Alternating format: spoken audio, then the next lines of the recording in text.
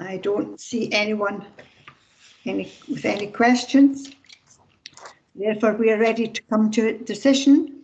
Are we ready to grant a decision and to grant the application subject to mandatory conditions and local conditions? Written policies shall be in place for the premises in the immediate external area and shall be implemented by the premises licence holder and all staff involved in the sale and consumption of alcohol to the continuing satisfaction of the board for dispersal of patrons and litter and waste management.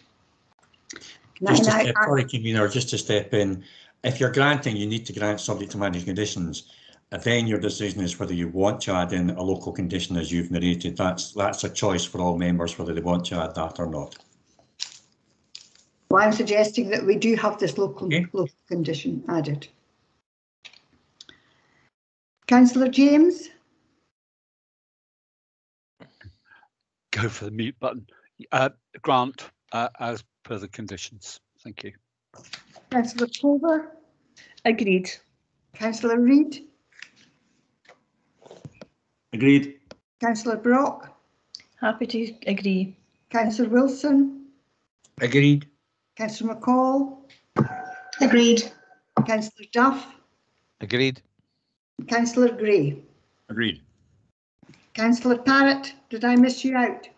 Yes, you did. Agreed. It's very welcome to see these premises brought back into use in the city centre ward. I quite agree. We now move on to item 6, which is the premises licence application for staff accommodation and training centres. Whiteview, the Gleneagles Hotel, Gleneagles. Can I ask the Deputy Clerk to introduce the application? Excuse me, convener, I'm just catching it up. Now, excuse me. Now, again, the applicant is participating by way of written representation on this new application. Now, to be clear, members, this premises had a premises licence from 1st September 2009, when the new Act came into force, of course, until it was surrendered on in December 2020, not that long ago. Licensing staff did query if the licence was definitely to be surrendered, and it was insisted upon at the time. Now, we now have this new application to essentially license it again. Section 50 certificates are in place for planning, building standards and food hygiene. We've had clearance from those services. Police Scotland have advised the applicant and connected persons do not have any relevant offences. The police have confirmed there have been no cases, complaints and representations within 1 year concerning antisocial behaviour on the premises or within a 50-metre radius of the premises. Now, the proposed location and proposed layout plan that you have in your papers, the layout plan, due to its scale, is not easy to read unless you increase the size electronically. But I can say on the ground floor, there's a staff lounge and dance floor next to each other. There's a gym, and there are also toilets available for anyone present. On the first floor, there is a training room and a computer training room, and there are bedrooms on all 3 floors. So that's what's on the layout plans.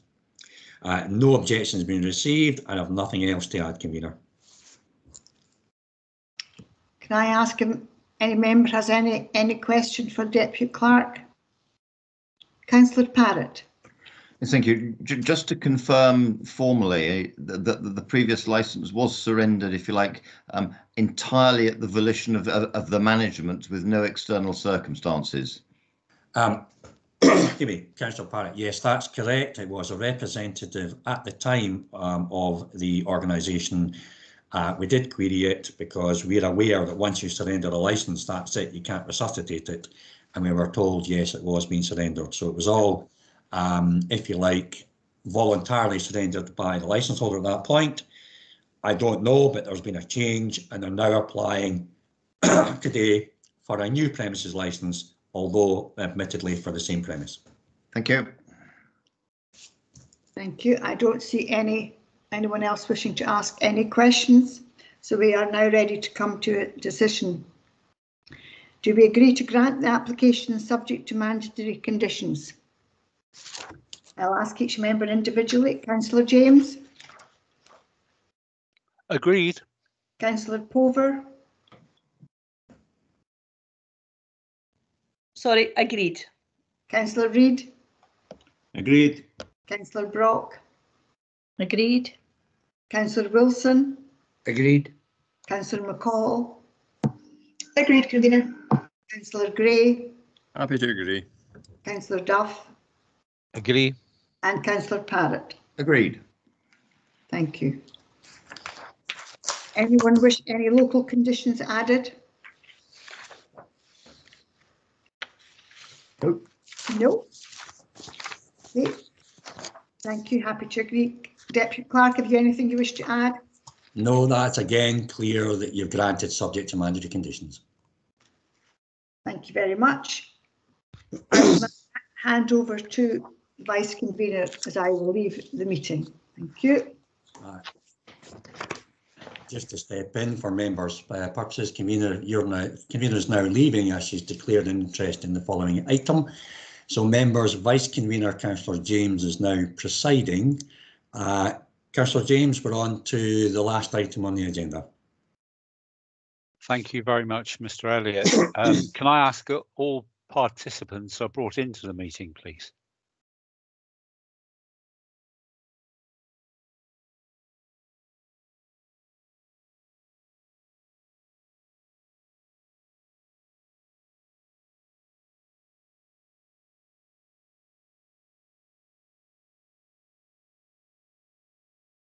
Good morning, Mr. Hanham. Can you hear me okay? I'm not sure if you're muted. I can't hear you at all. I can see you, but can't hear you.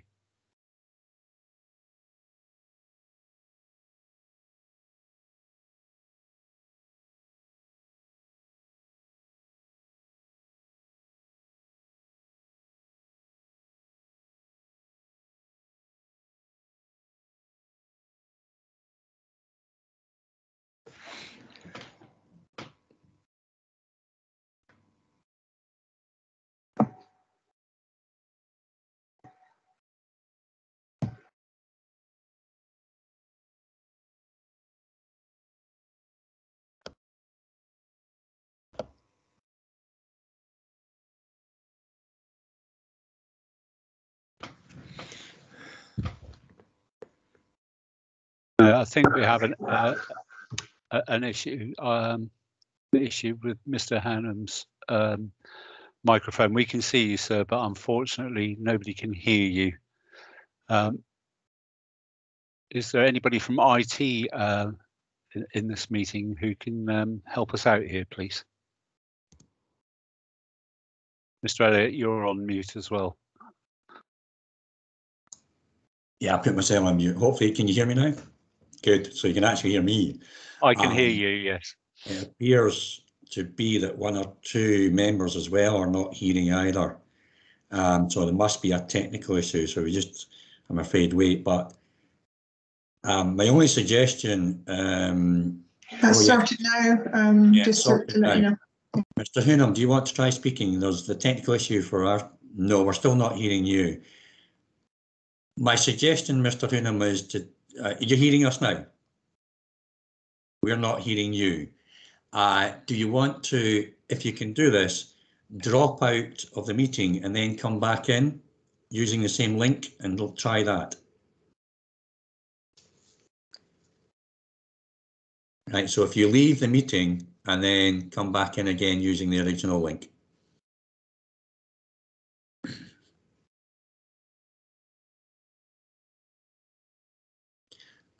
While we're doing that, we were expecting another participant, Miss Douglas, paralegal. Do you know if, there we go, they'll leave and hopefully come back in.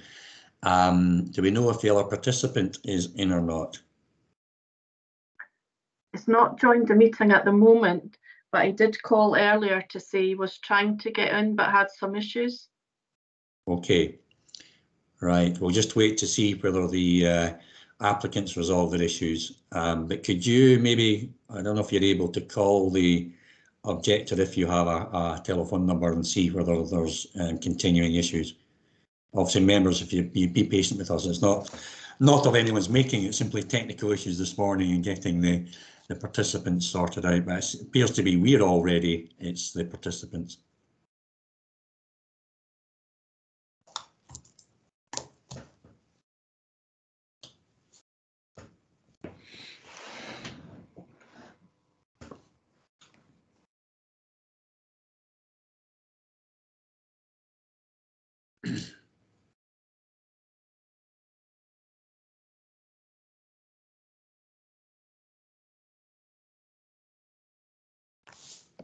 I think we need to import a grandchild. Oh, here we go.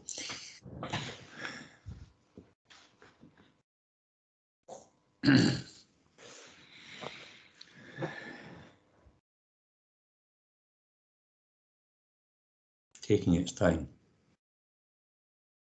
Now, Mr. Hoonham, I don't know if you can hear me. It's Colin Elliott, the Deputy Clerk here.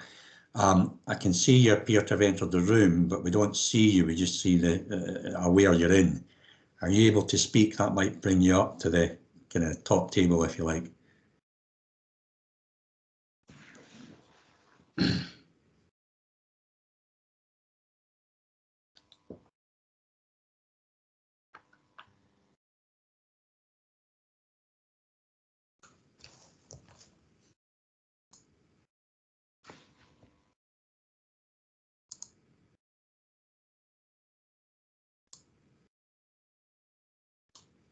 The participants list is now showing Mr. Hownham in and with his microphone working. But not the visual.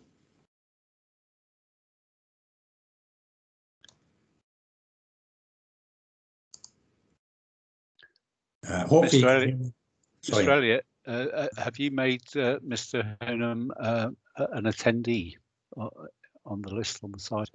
It wasn't myself, but he was.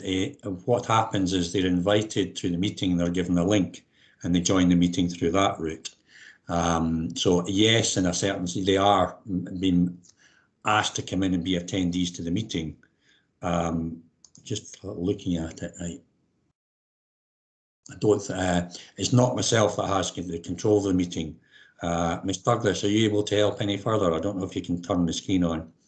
We again still seem. I'm not hearing anything, so I think we have kind of attendance, but no visual and no hearing, no audio. Seem to be going backwards.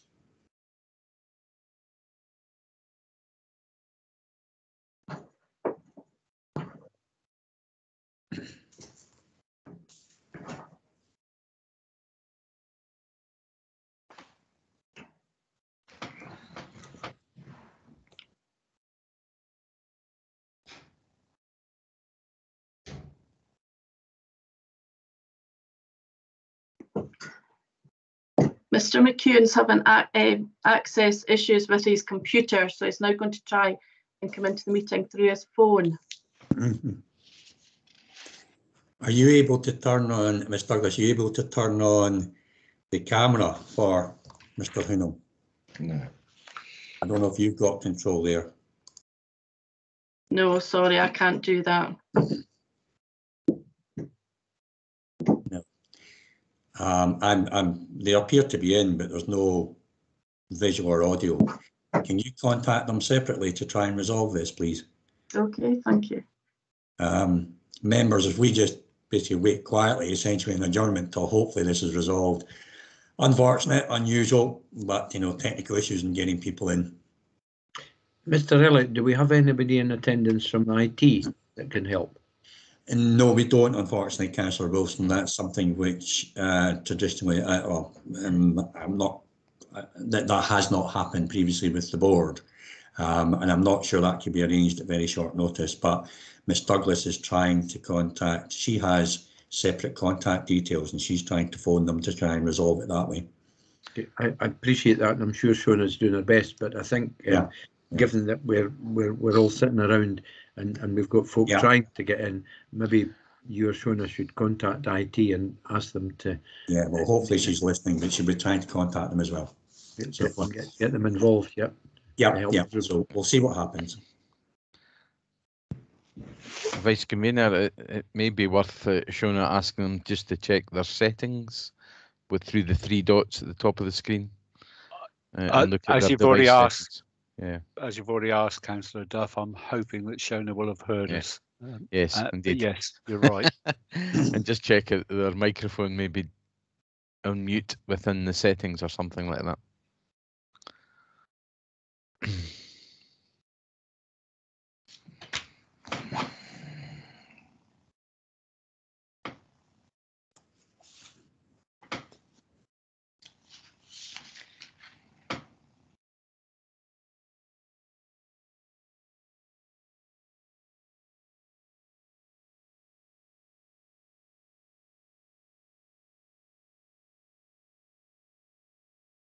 Aha. This looks promising.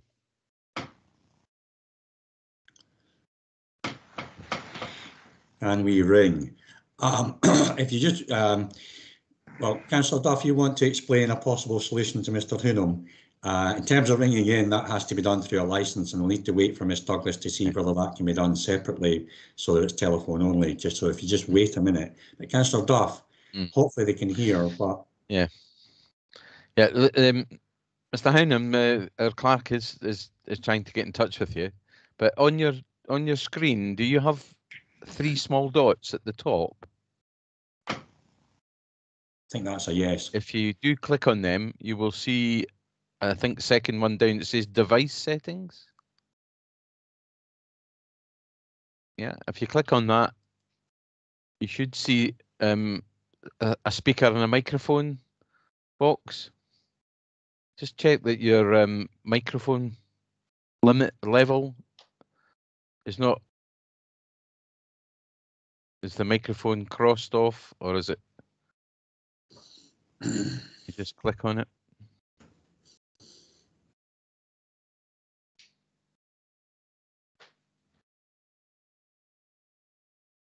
It's not. There's no dot. Look. Here we go. We can hear you. Can you hear us? All right. Can you hear us now? There we are. Yes. Yep. Well, listen, can you hear me, gentlemen? Yes. Loud and clear. Mr. Hoonham, we can hear you loud and clear. Thank you very much, sir. Sorry for the difficulty getting in this morning. I'm a Mac person, and I've never used Microsoft Teams before. Listen, to speed things along, do you want to just ask questions, or can I just say a few words? Sir, we go through a process. If you bear with me, yes. This is a quasi-judicial committee deciding. So we go through a process. You'll be part of that. I'll explain it to you, and we'll go in due course. My name is Councillor Ian James. I'm the vice convener of licensing. I'm standing in, or our convener, Councillor Kathleen Baird, has declared an interest as she knows somebody, so she has stepped out of the meeting, hence I'm taking the meeting. Hopefully on the screen you'll see some faces, and I'll introduce them. Sorry, Vice Convener, just to interrupt, but before we go into the application, what's happening, I've just had a message that we're still waiting to try and get in the objector who wanted to participate before we actually deal with things. Sorry, Mr. Hoonham, if we just hopefully wait as patiently as we can, but there's also one objector who, from the Community Council, wants to come in, and that person's also having problems this morning getting in. So if you, and I'm aware that our paralegal is trying to resolve that. She's in contact with that objector. So we'll hopefully not be too long. We do need to obviously get and take things further forward. But if we just wait for a minute before we start. Not a problem, Mr. Elliott. We're getting, and it's unfortunate, we don't normally have this level of technical problems. But hopefully that will be resolved very shortly. I think actually I was to blame for the first problem because I had not got the settings right. Anyway, let's see what happened. Bear with us, sir. We'll hopefully get the other person in, and we can proceed then. Right, well, shall we have a little sing-song? I think, sir, if you heard my voice, you probably wouldn't want me to do that. No, I'll say ditto for mine as well. I thought Gillian would sing. Mr. Hoonham, I would like to tell you this meeting does get recorded because our meetings are public. So unless you would like your singing heard publicly, I probably suggest you don't. No, I'll keep quiet. Unless, of course, you do have a good voice. There's a recording contract in it. No, I don't. No, but we are involved with Dougie McLean at the moment, so he could stand in for us. Anyway.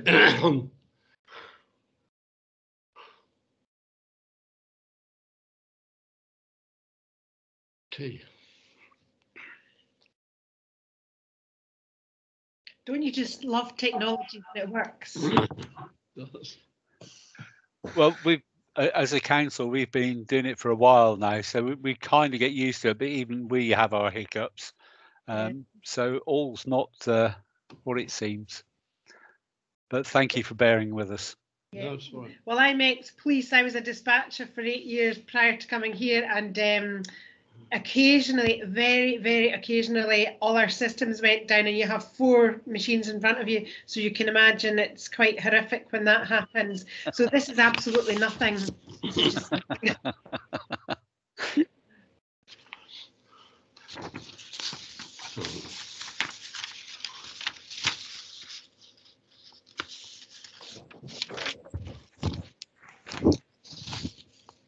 If you do want some privacy, you know, if you need, don't want everybody to hear what you are saying, at the top of your screen, above all the pictures you see of everybody, on the right hand side, you'll see a red button which says leave. Don't press that, for goodness sake.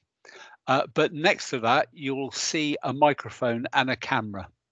If you press either of them, you will mute either of them. So if you press mute on the microphone, we just won't be able to hear you. If you do that, please make sure you unmute when you go to speak. Thank you. I think we'll just leave it. Do you prefer us to be unmuted throughout the meeting unless we've got anything to say? What's your preference? No. Generally speaking, in a meeting, we all mute. Because quite often you'll get feedback from other people. So we do mute our microphones, and just the person speaking will unmute. Thank you. No, thank you. Mr. McEwen. Hello, sorry for the hassle. Sir, it says on your screen Gillian, but I take it that's your weekend name. Yes, let's not go down that road. Sorry. It's Sorry our for personal, it's our business computer, and it's the wife that normally deals with all the technical stuff. So I do apologise. It was just because the email was sent to 2 different emails and then forwarded on, it wouldn't let me in. Not a problem. Thank you for sticking with it and getting in. Hopefully we're all here. I'll restart with what I was saying before. I am Councillor Ian James. I'm the Deputy Convener of Licensing Board. The Convener, Councillor Kathleen Baird, has declared an interest as she knows one of the applicants. So she's therefore stepped out of the meeting, and I'm taking over for this portion. So welcome. I'll introduce, hopefully you can see everybody on the screen or see the names. I'll introduce us as a board. So I'm Councillor Ian James. I'm, like I say, Deputy Convener. I have with me today Councillor Ros McCall, Councillor Tom Gray, Councillor Andrew Parrott, Councillor Willie Wilson, Councillor John Duff, Councillor Beth Pover, Councillor Crawford Reid, and have I missed anybody else? Because I can only see so many on the screen, I'm afraid. Councillor Brock. Oh, sorry, Councillor Rona Brock. How can we miss you twice in a day, Rona? Sorry. Also with us, we have Colin Elliott, who runs proceedings for us, bless him, and Shona Douglas will be in the background. So thank you very, very much for attending today.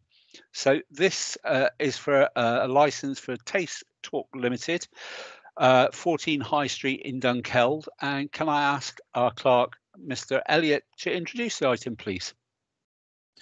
Thank you, Vice Convener. I will have to go through, there's obviously been quite a lot in this application, so if you bear with me. Now, we of course have the applicants participating, and we have one objector participating, which is Mr. McEwen on behalf of Dunkeld and Burnham Community Council. I will say that originally we were informed that Ewan Robinson, who you have an objection from, was also going to participate. He cannot make it this morning due to work. And Sarah Van Gotham was also going to participate, but I got a message yesterday she wouldn't be attending either. The other objectors did not indicate either way. However, you have got their objections in front of you. Now, members, this application is for a full premises licence. We've had what we call Section 50 certificates in place for planning and food hygiene. However, Section 50 certificate is not in place for building standards. They initially commented that a completion certificate must be submitted and accepted relating to works noted on a particular warrant prior to the issue of the Section 50 you require. More recently, building standards have provided an update. An extension to the building warrant has been applied for. A current or updated warrant is needed before acceptance of a completion certificate can be considered. So what all this means, members, in the absence of clearance from building standards, this application will have to be downgraded to what you know as a provisional premises licence. If you grant that today, board members will be familiar that confirmation of that provisional to a full licence, when alcohol can be traded, is dealt with under delegated powers by officers. Moving on, Police Scotland have advised that the applicant and connected persons do not have any relevant offences. There has been no antisocial behaviour reported on the premises or within a 50-metre radius of the premises within the last year. Now, as deliveries of alcohol are sought in the application, your policy 5.22 on the delivery of alcohol to and consumption by persons under 18 or drunk persons is therefore relevant, and you have a copy of that in your papers. And it's a matter for the board whether it is necessary or expedient to impose a local condition on the licence, if granted, to reflect that policy. Now, I would say to participants, I appreciate this is all very technical, but if you bear with me. Now, copies of the proposed location and layout plans are produced with the papers for your information, members. 4, if you like, written objections have been received, of which 1 was signed by 10 different persons. Now, 2 of those 10 different persons also submitted their own individual objections, separate individual objections. So therefore, in total, by my calculation, it's actually, although you've got 4 written objections, there's actually 11 individual people who have objected. You've got copies of those objections. The objectors are Sarah Van Gotham, Ewan Anderson, Laszlo Les, Dong Kwong, Alexander Harvey, Hazel Ward, Stephen Ward, Christine Claydon, Scott Pringle Trotter, Nicky Gregg, and of course Dunkeld and Burnham Community Council. Now, for another technical point, members, where an objector does not appear, it's a matter for the board what weight to give to the objection in the absence of you being able to ask questions of the objector. That's a matter for you. Now, going on to what's been raised, and this is particularly relevant to the participants today if you listen to what I'm saying, some objectors will refer to the need for a change of use, a planning change of use of the premises. Now, from the board members' point of view, that's generally a matter for planning rather than the licensing board. It should be noted today that development management planning have provided what is termed a Section 50 certificate clearance in respect of this application. So you have been clear, you have clearance from planning in respect of this application. Reference is also made to the lack of soundproofing made to the flat above, which is 14A High Street, and this premise 14 High Street. Now, I can't make any comment on the level of soundproofing. However, it can be noted that planning permission, a 14 permission, permitted alterations in park change of use from commercial to residential at was called Nutmeg, 14 High Street, Dunkeld. It's assumed. So that what this allowed is that 14A became a separate residential unit from the applicant premises 14 High Street. But as I say, planning have given you your Section 15 clearance. Now, objectors have also suggested the application includes on sales due to the inclusion of tastings. Now, members will have some familiarity that such tastings, provided they are tastings, are incidental to off sales and do not ordinarily require an on sales facility. So to be clear, the application before you today is only for an off sales facility, sell off sales, consumption off, with deliveries as well. And while there's reference to tastings, those are tastings only ancillary to the off sales. Now, nearly there, with regard to the Community Council's objection, a link to Instagram is provided. That link hopefully has been operable, members, but whether the Instagram, what I don't know is the nature of these links. I don't know whether the Instagram link remains, the page remains the same as to what originally the Community Council were referring to, because obviously things can change. We'll wait and see. Now, lastly, with regard to the applicant's social media and whether activities are being promoted, you might say contrary to the application, what's before you, board members should only consider the application before them. That includes off sales. The only activity added is club or group meetings. Now, if the applicants wish to change or add to the activities that are specified before you today, then a variation with that application would have to be submitted at a later date. If that amounts to what we call a major variation, that would have to be advertised. Objections could be submitted to the application that would come before you members at a later date. So, for example, if they wanted to do recorded music, films, that's not before you today. That would have to be applied for separately. Now, I appreciate there's a lot of technicalities, but hopefully that's made things a bit clearer, particularly from members' point of view. And Vice Convener, I've nothing more to add at this stage. Thank you very much, Mr. Elliott. A lot of information there, of course. So can I ask Mr. McEwen, who's the one of the objectors, to speak to their objection.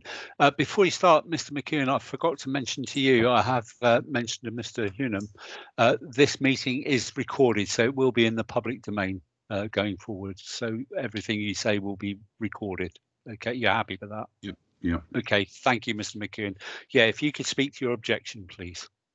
Okay, well, I don't want to take up too much time because I'm the chairman of the Community Council, and this was brought in front of us, and the community councillors decided that we would put in an objection, and it's written down, and no disrespect, but it is fairly clear what we're objecting to. So I don't want to spend too much time going over. I'm quite happy to answer questions, but I don't think I need to go through the objection per item.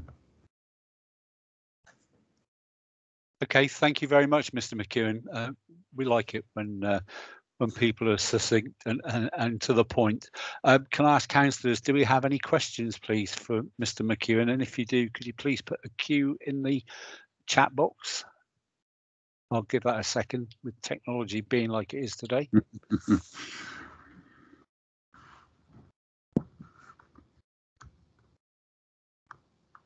I don't see any. Ah, there we go. Somebody's typing, so I'll give it a second.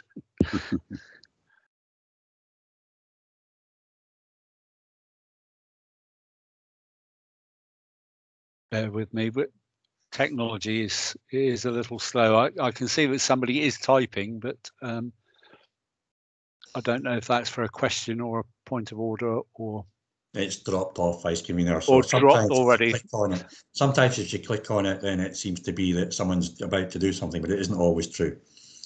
There we go. As I speak, Councillor Wilson has a question. Thank you, Councillor Wilson. Away you go. Thank you. Thanks, Vice Convener, and thanks, Mr. McEwen, for your succinct presentation.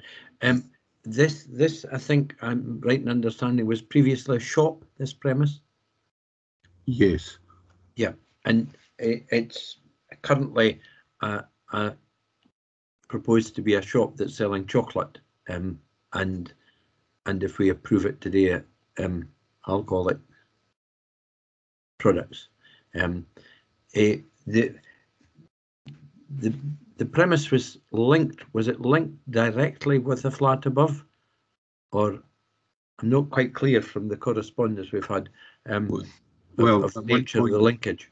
Yeah, at one point there was it was connected. There was a house, and it was all one. It was 14 High Street, and that included the only reason I know this for definite was that I myself, as Lachman Friday, we looked at the premises to have an office, and we would live there with our family, so that we connected the two together. We used to have the shop further up the street, but then it seemed to have been split in two, so that the shop was separate to the flat, and that's why it's 4A and sorry, 14A and 14.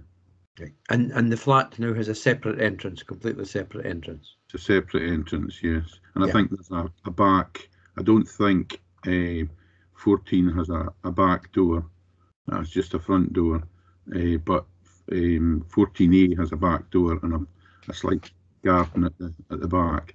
And it's been rented out to from National Trust to a family. You know, there's young children. Okay, that's fine. Thank you. That aids my understanding of the situation. Thanks for that, Councillor Wilson. I have no further questions, so thank you very much, Mr. Hold on, sorry, Councillor Gray. Sorry, your hand. I didn't see your hand up there. Sorry. Thank you, Vice Convener. I wonder, Mr. McEwen, if you could expand on your interpretation, or the Community Council's interpretation, that on sales will be occurring rather than only off sales. Could you expand on that interpretation, please? Well, quite honestly, with Colin's wonderful explanation at the beginning, I wasn't personally, I'm not aware of the difference between off sales and on sales. But I think the concern was the selling of alcohol for people consuming it on the premises, and then getting a bit too jolly, as we all do, and okay during the day maybe, but later on at night it may cause an inconvenience to the residents of the cross. But could you? It's really it's been interpreted that there will be on sales rather than only off sales, and it's this interpretation that I find slightly confusing, and I'm not clear as to exactly why that's been the anticipated result.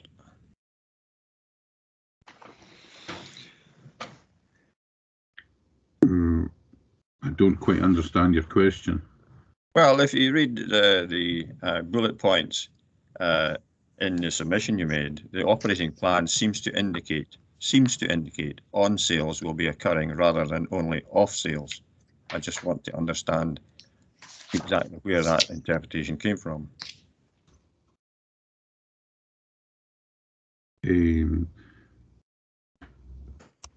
I don't really have an answer to that, because it's what was discussed at the Community Council, and people were confused that the operating plan was for on sales, but it looked like the application was for off sales, or including off sales.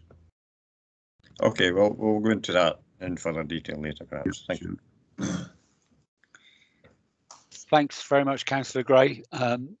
Councillor Duff, you have a question, please. Thanks. Yeah, it was just to take up on the second of the bullet points, Mr. McEwen. We talk about the difference between what says an operating plan and the social media activity, and I think what Mr. Elliott had explained is that what is up for approval today is what it says in the application that the applicants wish to see as part of their business. And if you understand, if we approve this today, it's what is in the application that is approved, not necessarily what it's said in the social media. So I'm not sure what activities you're referring to, but perhaps you could enlighten us. Well, the concern from the Community Council and the people, the residents that had contacted the Community Council, they were concerned that the application was for something, and when they looked at the social media, it seemed to be for something totally different. Okay, can you expand on what activities you were concerned about? I honestly don't. I can't honestly remember the. Okay. It was a case of one or two of them had looked at the social media, and it was implying that they were doing lots of things that weren't relevant to the application. But I do understand what you're saying is that the application at the moment is. Well, we'll explore that. Yeah, we'll explore that with Mr. Hownham when he has a chance to speak to us. Thank you. Okay. Thanks, Councillor Duff. Mr. McKeown, thank you very much for your explanation and your answers. With due process, we now go to the applicant. Mr. Hownham, would you like to speak to your application, please?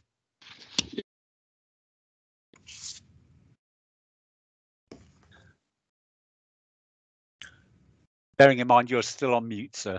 You need to unmute your microphone, top right-hand corner. Should be able to hear me now. There, loud and clear, sir. I'll just read through very quick things, and it'll help to answer some of the points. In a small way, Taste Talk is creating a new type of shopping experience, we think, in a very small way. It's one of the innovations we think Perthshire needs to help revive the high street. And we're starting in Dunkeld High Street. Our address is 14 High Street. For those critics who think this is a residential area, because it is a very important tourist destination. We are not just a residential area, as you probably know, most of you. There is a bank on the other side of the road. There's another off licence next to it. 2 doors to our left is a pub. We have other shops in the market area of Dunkeld. So we think it's entirely appropriate that what we're doing should be here. We've been a shop for 100 years. It's sold alcohol in the past. The reference to it being, some of it being hived off as a flat, happened 6 years ago. It's been trading since as a small antique shop. So the problem of the soundproofing, I just want to say a number of things. Firstly, it's being dealt with. I have offered to pay for new soundproofing, but I'm pleased to say the National Trust are going to deal with it in March, they say. And I think we forwarded you an email we had about that as part of our submission. The other thing about the soundproofing is that 2 of the people who are complaining live above us. Ewan Robinson, the guy who was supposed to participate today, lives immediately above us. They have 2 small children. They have no proper carpeting in the room above us, and therefore they could do a little bit more, but in due course that is being dealt with. In the meantime, we will make sure that we'll keep noise levels in the evening down to a very low level. We could do no more than that. We could be opening in the evenings doing other things without an alcohol license, and there would be no council input on that at all. The other point I want to make is that we like to call ourselves a talking shop. Talking shop in the sense that behind me, over my shoulder, is the small shop area. What immediately behind me is a chocolate cabinet selling Ian Burnett's chocolates. You'll know something about them. They're world famous. We're only using their chocolates. I was the founder director of that business. I was MD for the first 3 years. We employ 23 people down there. Taste Talk is a separate business, started separately because it's more of an events, has an events component to it. And beyond the chocolate cabinet, you'll see to the left a bookcase which has got some chocolates in it at the moment. Just 2 of those shelves in the bookcase will actually have alcohol on them. There'll be mainly miniatures, 1 or 2 full bottles that go with the chocolates that we're selling. And we're going to sell a kit which will have 5 miniatures, and we'll have a box of chocolates and some music, which we will be applying for in due course to you guys. We are not selling food. We are selling only chocolates. If you consider chocolates food, that deals with one of the points of the complaint. 10 p.m. closing date has raised some objections. That was at the suggestion of your own licensing people, because they pointed out that there will be times when we might want to do the occasional pairing event in the evenings. But as far as the shop element concerned, it will shut at the normal time. The moment we're shutting at 5 p.m. Maybe 6 would be the latest we would have the shop open in the summer. The Community Council has a bit of a cheek. About 3 months ago, I had to complain to the Community Council because one of its members screamed at me in the street that I was a liar when she accosted me about putting in a letterbox which the planners confirmed after the Community Council complained was entirely allowable. I then made a complaint to the chairman of the Community Council, who actually was the predecessor of the gentleman who's just spoken. And he apologised to me, and he said that they entirely supported a business like ours, and he thought it was a great idea. So I don't know it was quite a shock to us when all of a sudden they started making objections, rather incoherent objections in my view, and certainly not very detailed ones. They say there's a large number of objectors, but when you actually analyse it, there are only 6 households complaining, and literally scores of local households have been in here and love the place. And I do want you guys not to just give us a licence, but to actually help us promote this business, because if we are successful, as we're sure we're going to be, we will open some others around the Perthshire area. And obviously, I think it's a great thing for a high street to have an experience type shops where you get more than just going to buy something. And that's what we're trying to do. Yeah. So we're doing something unique. We're trying to create jobs. We've got to create no problems as regards drunkenness, because in our tastings, all we're serving, can you just pass me one of them? Yeah. So basically, people will have 5 small drams of different whiskies and gins, amounting to that much, which is a miniature, which is 1 large scotch. Nobody will ever drink more than 1 large scotch in these premises, because that's all we're doing. And so we need your support, guys, and thank you very much for listening to us. I'll just give Gillian a chance to say a few words. Yeah, can I won't take up much time. I think Peter's said in a nutshell what we're thinking. We're very passionate about this business. We've all come through hard times over the last 18 months. I was made redundant. All my life I've been customer service. I was a bank manager. I was 8 years with the police as a dispatcher team leader, dealing with critical incidents, of which there's a horrendous one going on in Perth at the moment. I value excellent customer service, and that's what we want to provide. No one will be able to come into our premises and say, can I have a whisky please? Yes, they can book a tasting and they can have small tasting measures, but nobody can come in and sit and have a whisky and sit and drink in our premises unless they've booked a tasting or they're having a tasting.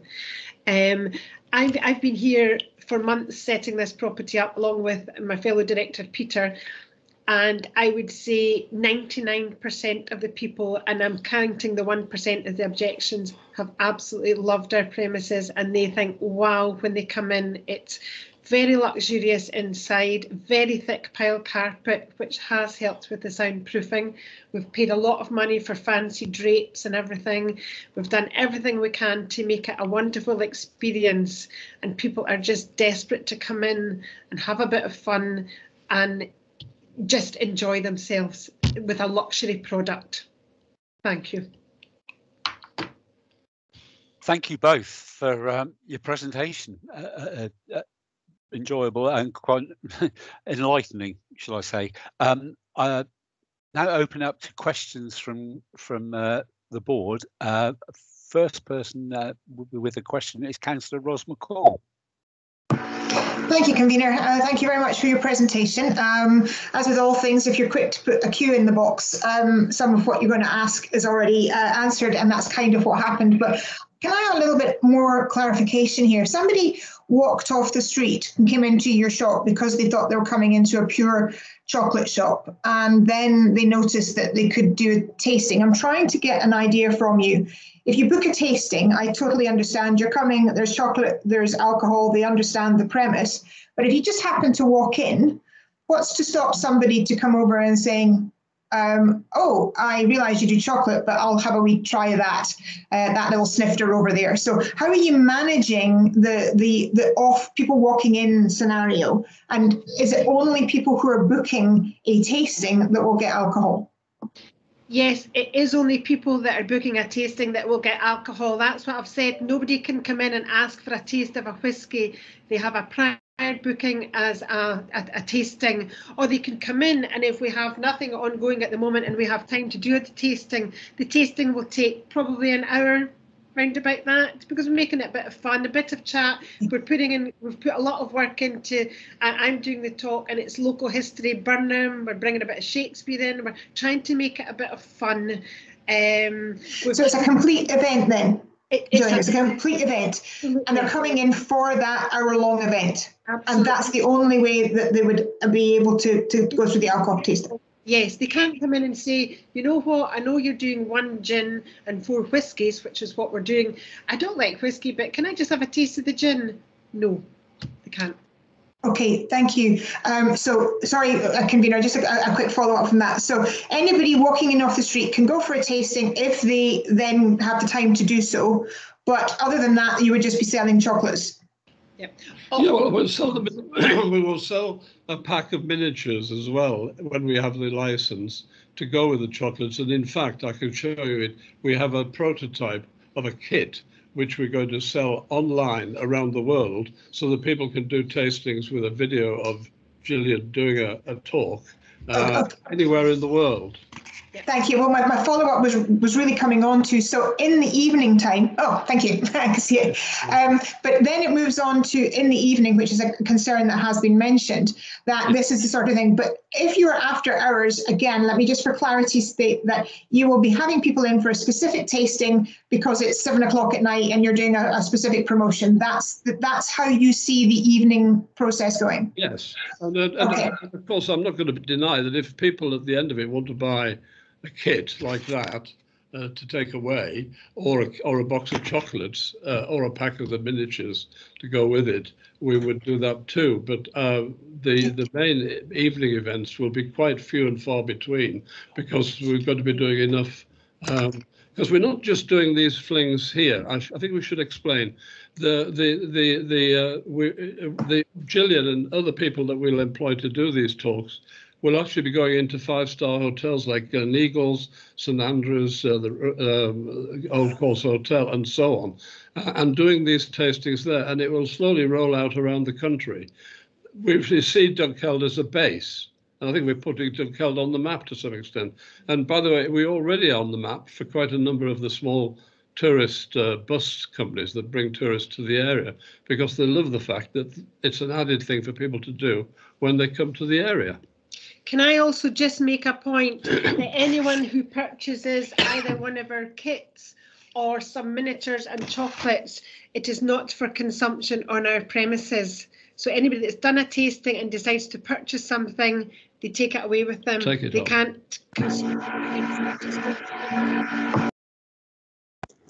Thank you for that.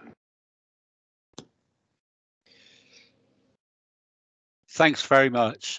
That was enlightening as well. I've several people with questions. I've got first up, I've got Councillor Parrott, followed by Councillor Duff. Thank you. Thank you very much, Vice Convener. Mr. Hannam, first of all, can I say that I welcome the initiative you're showing in seeking to, if you like, add value to the retail experience in the internet age that we live in. I think most of my question has already been answered in response, in your responses to Councillor McCall.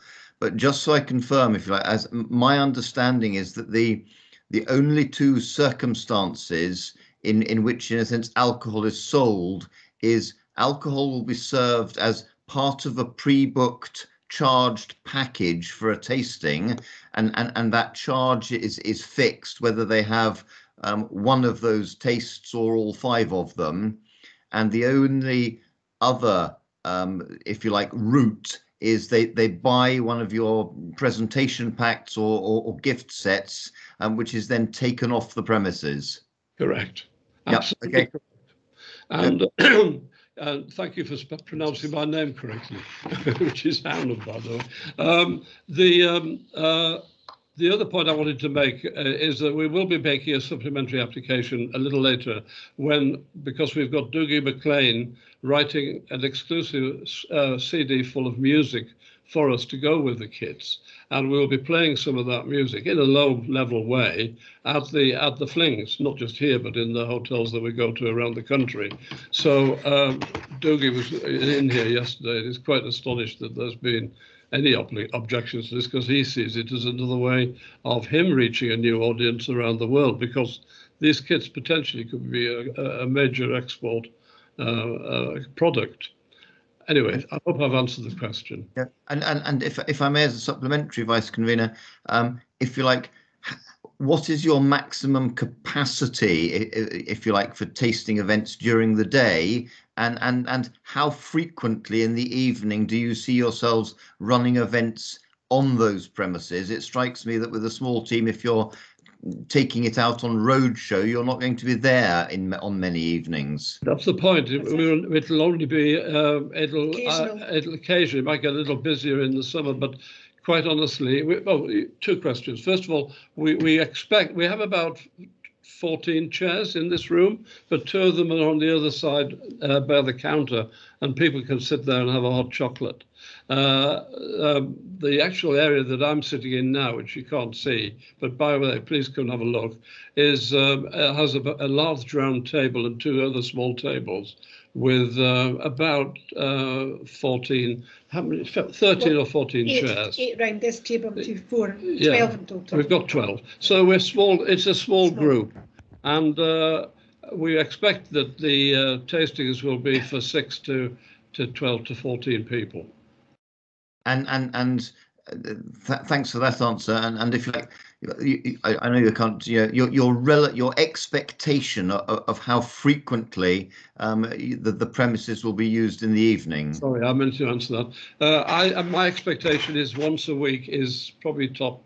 Yeah. Because, as you quite rightly point out, Gillian and other what we call ambassadors going around doing these pairings, which by the way we call flings, they will be out on the road. So this place will be mainly a base for daytime activity.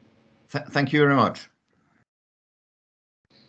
Thank you very much, Councillor Parrott. Mr. Hounham, sorry for mispronouncing your name previously. I'll get it right from now on. I'm sorry. I now have Councillor Duff with a question, followed by Councillor Gray. Thank you. Thanks, Vice Convener. Good morning, Mr. Hounham.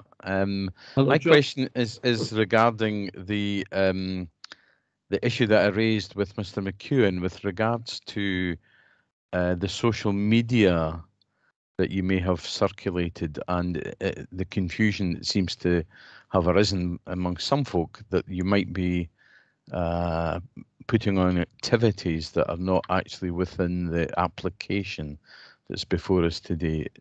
Are you able to enlighten us as to why that confusion may have arisen? Well, it's nice to have a question from one of my councillors. Sorry, I'm getting a bit dry. The social media has been quite limited, but basically it's the main one was an article in the Dundee Courier, and some of that was picked up in other social media areas. And everything it says is more or less exactly what we've told you. I don't think there's been anything really misleading written about what we're doing, partly because we were responsible for writing much of it ourselves. And we certainly have no reason to mislead the panel here, because we have every confidence that we are creating something that will be of no what's the word? Detriment. Yeah, which will actually be better for the community, not make it worse. We're trying to improve the community here. And by the way, we've been around the whole place and invited everybody in. And some of the people, in fact, one of the people who's complained, by the way, has told us that she's withdrawn the complaint.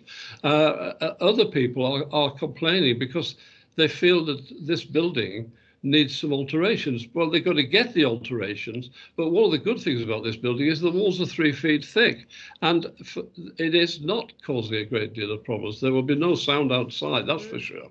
Anyway, sorry to wrap it up. No, that's okay. Thank you for that. I have a follow-up in a slightly different area. On obviously we've talked about off sales, and you've talked about the miniatures and things like that. Could you just clarify? Obviously, with an off sales license, you have the opportunity to sell a whole range of alcoholic products. Beyond the miniatures of whiskey and gin that you're talking about, is there any intention to offer any other alcohol products for sale? Yeah, can I just answer this one, John? Is that okay? Sure. Yes, of course, Dylan. Because obviously I'm here most of the time anyway. Yeah, mostly, as you said, it's going to be miniatures or miniatures within our kits. There will be occasional instances where we will offer, if we get a license, a 70 cl bottle. Now I'll give you one of the examples of that. One of the gin that we're going to be doing is the Gale. That's the new one out. And because we expect quite a lot of positive feedback from that, and we've tried it ourselves and we think it's very pleasant, we'll probably have that as one of our bottles as a 70 cl for sale. Also, and the Edredour. The Edredour, the Caledonia, that's the two we're thinking of, the full bottle, because we're doing Dougie's 12-year-old Caledonia, and we're doing the Gale. Now there's links to do, because you probably all know that Jamie, Dougie's son, is one of the 4 directors of the Gale. So that's the 2 full bottles that we may offer. No, we would like to, I would say, not we may, if we get a license, we will offer for sale if people want a larger one. That's all. And just to add, we're not going to sell any whiskies or gins or alcohol products other than the ones that we're promoting in the pairings. Tastings, yeah. Okay, thank you. It's a very limited, and Yeah. as I say, the whole lot will take less than no more than 2 shelves on that bookcase behind me. Okay, thank you. And I've got one further question. I see Councillor Gray has withdrawn his, if I can carry on. Could you also want to do alcohol deliveries? I wonder if you could explain to us the process if someone wishes alcohol delivered. Can I go into that? Because when I was getting help from Shona, because obviously over the months of doing this application, I was asking what we used and what or she was asking what we would be using. Now, the Highland Chocolatier use FedEx at the moment to deliver their chocolates. We would only be using FedEx. We're not using little local couriers. We're not delivering ourselves. It is going to be through an organised company, and it's FedEx is our preferred choice.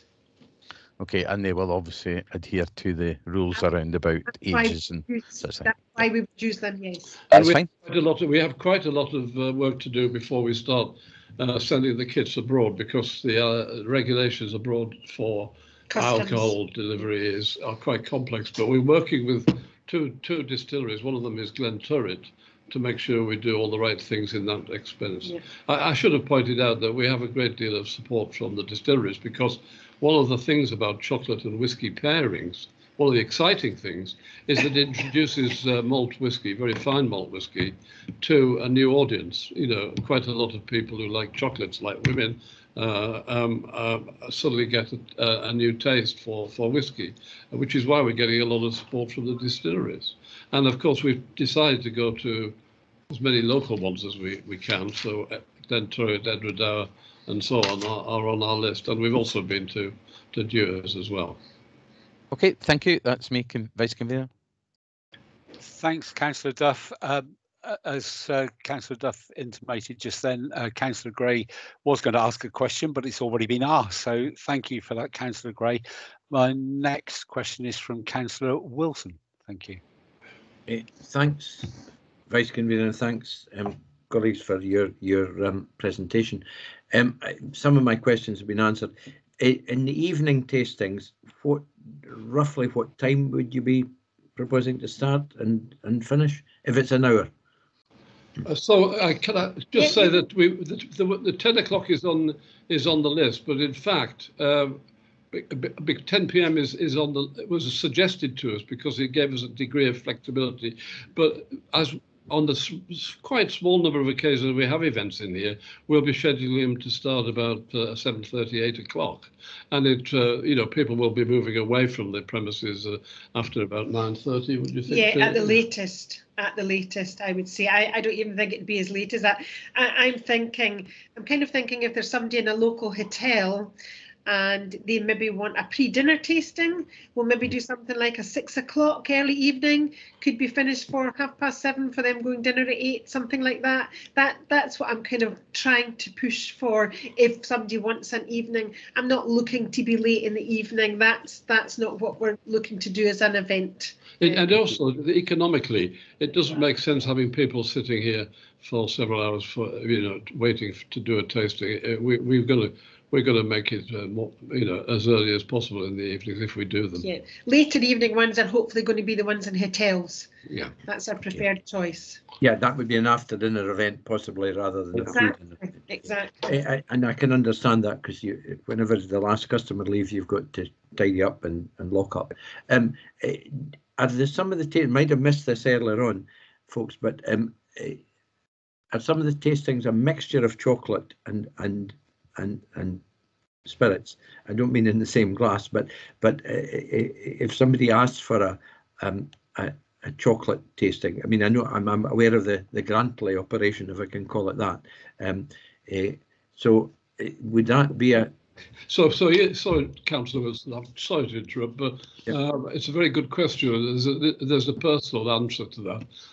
Ian Burnett is my stepson. Some of you may know that. And we have an agreement between us that he will do all the tastings of just chocolate. So we're going to do no just chocolate tastings. We're doing just pairings, where between the whiskies and the gin and his chocolates. And he is working at the moment doing the right, finding the right chocolates to go with the whiskies we've chosen. Okay. So we're working together, but I do want to stress Taste Talk is a separate business. It's owned by myself and Gillian here. Okay. And final point, presumably people pay for the tasting via fee. Absolutely, they will pay handsomely. Would you want to tell us how handsomely that would be? So in here, the price will be about just slightly under £30. In hotels, it's going to be nearer £50 because obviously we have to set up there and go there and pay for the premises, like to a room in the premises. But here we're setting a price on it of 30 to start with. We'll discount it a bit to get it moving. If we have any larger, but I was going to say that if we have any larger groups than, say, a dozen, we have an arrangement with the Tay Bank around the corner, which used to be owned by Dougie McLean, you probably know, to have part of the restaurant upstairs, which has doors closing it off for tastings in the evening. So we'll use that as well for some bigger events. Okay, thank you. Thank you very much, Councillor Wilson. And I hope you don't mind me calling you Gillian and Peter. Thank you for your very, very full and honest answers. OK, with that in mind, I have no further questions from councillors. So in due process, can I ask Mr. McEwen if you'd like to sum up, sir? You're on mute. I think that's going to be in the new dictionary. You're on mute. It seems to be a common occurrence. I'm slightly at a loss because I just became the chairman last 2 Mondays ago, I think it was. So nobody was available to come along and talk on behalf of the community council. That's why I'm here.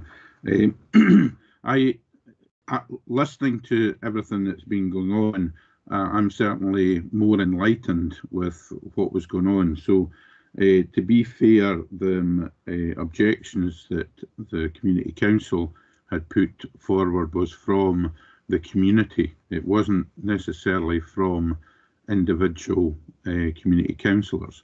I must point out that personally I was born in Aberfeldy in 1962. I've lived here all my life. I am very, very community orientated, and I feel that as a community councillor I have to, it's not my own personal ideas, it's what I get from the community.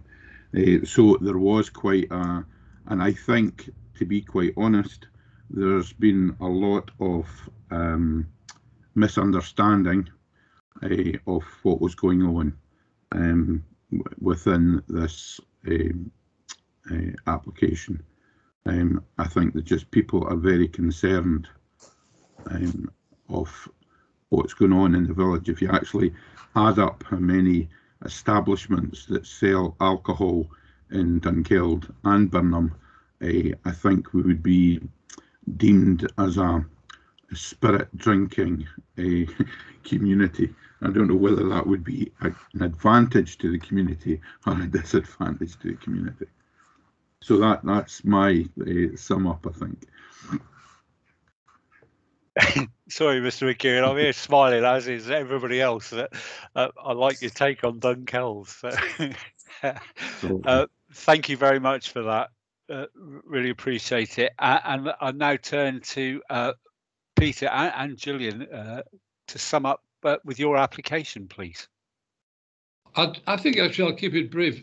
If you don't grant us this license, this business closes. You know, we can't operate what we're trying to do here without a license like the one we've applied for.